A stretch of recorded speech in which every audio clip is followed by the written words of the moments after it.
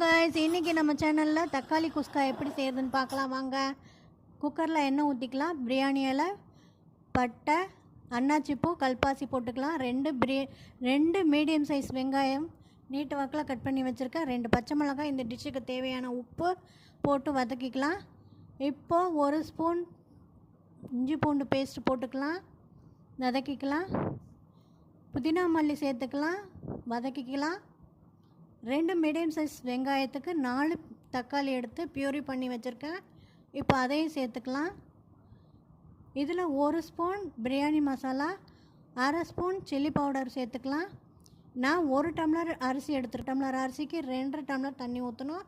இப்போ அரிசி சேர்த்துக்கலாம், தண்ணி ஊற்றிக்கலாம். குக்கருக்கு மூடி வச்சு 5 விசில் விட்டு இறக்கிடலாங்க. அவ்வளோதாங்க, தக்காளி குஸ்கா ரெடி. வாங்க சாப்பிட்லாம்.